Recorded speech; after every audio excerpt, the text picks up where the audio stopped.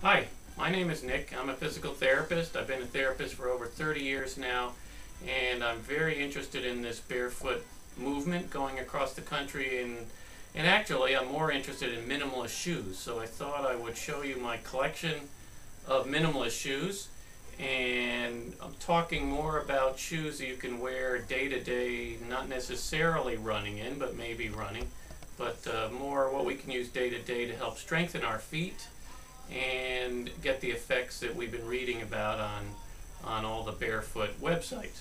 So I first would start with the Vibram Five Fingers, and this is a great shoe in that it's got huge amount of flex, and you feel the road, you feel the floor, you get all the proprioceptive sense you need. There is one, and I've been running probably 3 miles every other day on these outdoors, which is a great strengthening experience. But part of the problem with these that I find that is I'm tired of these toes, or in order to wear a shoe throughout the day, I would have to put socks on. I do have a pair of socks that go in this, but they are a little pricey, and it makes it a little more confined on my toes. And I would prefer to get a minimalist shoe that I don't have to worry about putting my feet in the toes. So the next shoe that's possibility in that is the Nike Freeze. This is a Nike Freeze 3.0, so it's an older version of the Freeze, and actually it's a much more flexible Freeze than the newer Freeze out. And at first I thought this was a great minimalist shoe that had a lot of room for the toes, virtually no support whatsoever. But part of the problem with this shoe is that the heel is a little thicker than should be, so to get the proper weight bearing that I would prefer if this was a negative heel. But it's, you can see there's a lot of flex and a lot of bend, and so you get a great feel for the street with this.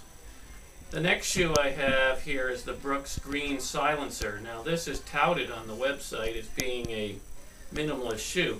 It's extremely lightweight. It's made out of recycled materials, but if you can see that it still has a positive heel, so if this could be lessened, this would be better. It's also, there's not a lot of flex in this shoe, so it's a fun shoe to wear. But as far as a minimalist, I'm not sure I would call this a minimalist shoe. We move to a Puma. These Pumas that I'm not sure what the actual type of Puma this is, but it's a very thin sole, and so the heel is very thin there too. There's a lot of give, so a lot of flex in this shoe, so this is a great minimalist shoe. The one criticism on this shoe is that it's not a wide toe box, so there's not a whole heck of a lot of mobility in your forefoot given in this shoe. It sort of holds your metatarsals tighter together, but it is a nice shoe to feel the different terrains that you walk or run on. Moving down the line, I have a Sanuk. This is talked about on the websites as a good running shoe for barefoot runners. It's got a wide toe box, so you get a lot of freedom in your metatarsals and your toes. That's very nice. It's got a similar heel and forefoot depth here, but again, what I don't find right on this is that it's like a flip-flop material, that it's a little thicker than I want. It's not a whole heck of a lot of flex. I really can't, I'm pushing hard to flex this, so the give is a little stiffer than I would like. If this was a thinner sole and had more flex to it, it would be a fabulous shoe. The other thing is that, sure, if you wear this to work, you get a lot of people thinking you're wearing your slippers, unless of course you lived in California, and it would be just perfect. The next shoe is, I have two Toms shoes here. I have your classic Toms. And matter of fact, these are both the exact same size. This one, there is some flex, there's some give. It could be thinner. I'd like a thinner sole, but a problem here too is that the forefoot is a little too narrow. Look at the difference between the Sanuk and the Toms. A little too narrow, doesn't have much room for your toes and your metatarsals in this. So not quite as good as I like. The Tom's Cordon, it's a really nice shoe. It's got quite a bit of roominess in the metatarsal area. It's got the sole width that you want. It's got quite a bit of flex and give. So I would recommend this shoe as a nice shoe for a minimalist shoe.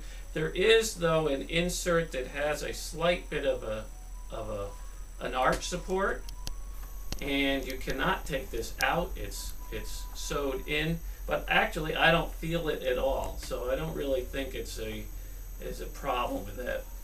Then I have the Feiyu martial arts shoe that has gotten quite a bit of press on the web for a minimalist shoe or a running barefoot shoe. This shoe has a lot of flex to it. You could roll it up, stick it in your pocket. It's a great shoe in that sense. There's a fair amount of room in the toe, so it's not bad. What I find a problem or a difficulty with my feet in this shoe is that if you do tend to perspire, this is your typical sneaker, and it gets quite warm, quite hot easily in this, and I would just as soon have something be more breathable. Okay. We'll then move up to the Terraplana. The Terraplana shoe, this is the Vivo Barefoot. This is quite an of all these shoes, this is the most expensive shoe on the market. A lot of talk, but this is a good shoe for people that want to wear something to work and not look like you're wearing a sneaker. So it's a leather, well made. This is the Oak, the Terraplana Oak, Vivo Barefoot Oak. It's got a good amount of flex to it. It's got not a positive heel rise here, so it's perfect there. It does have an insert. You can take this out if you want even a thinner, more sensitive feel. And there's lots of room in the toes for mobility. So this is a great shoe for minimalists, though it's quite pricey. You can get online and look, and it's up to $150, a very expensive shoe. I think one of my most favorite shoes is this Jinga, Jinga.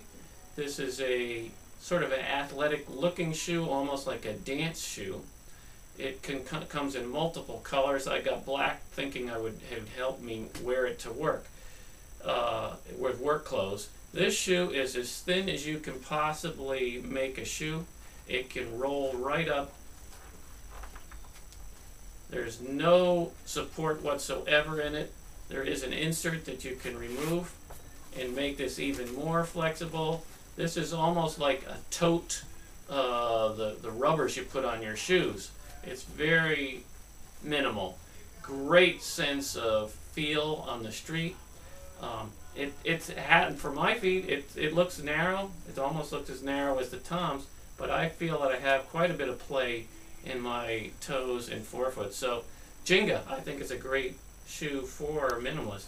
There's many other shoes on the market, and there's more coming out as we speak, but I just thought it would be nice to demonstrate a few of these so you don't have to go from website to website. You can make up a decision as to what you think looks nice for you, and try your luck with some of these. Okay? So good luck barefoot running, barefoot walking, or wearing a minimalist shoe. Bye for now.